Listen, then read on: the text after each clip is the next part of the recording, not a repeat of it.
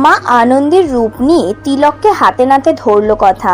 হ্যাঁ বন্ধুরা, কথা সিরিয়ালের আজকের পর্বে আমরা দেখতে পাবো অগ্নি দুজন সেবায়েতের সঙ্গে কথা বলে জানতে পারে তিলক রোজ একই সময় কাউকে কিছু না বলে বেরিয়ে যায়, আর শুধুমাত্র আচার্য মশাইয়ের সামনেই তার মেজাজ। হাই বন্ধুরা, আপনি কি প্রতিদিন 1 থেকে 2,000 টাকা ইনকাম করতে চান? তাহলে আড্ডাটি কিসের এখনই ডিসক্রিপশনে দেওয়া লিঙ্ক থেকে অ্যাকাউন্ট করে নিন আর 20 ঘন্টা পরে পরে একটি করে ক্লিক করুন।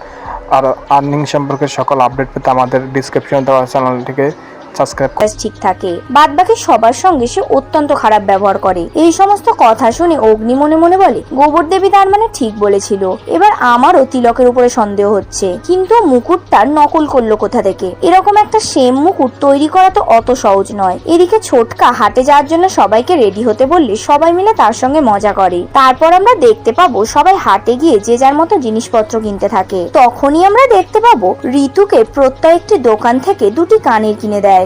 আর এইদিকে অগ্নি কথাকে নিয়ে খেলনা বন্দুকের সাহায্যে বেলুন ফাটানোর গেম খেলতে থাকে। কিছুক্ষণ পর সেখানে ছোটকা জিলিপি এনে সবাইকে খেতে বললে এক এক করে সবাই নিয়ে নেয় এবং শেষে মাত্র একটাই পড়ে থাকে। সেটি অগ্নি অর্ধেক করে কথা আর সে নিজে খায়। কিছুক্ষণ পর সেখানে ঋতু প্রত্যয়ের কিনে দেওয়া কানের 2টি এনে সবাইকে দেখালে ছোটকা প্রত্যয়কে নিয়ে মজা করতে শুরু করে।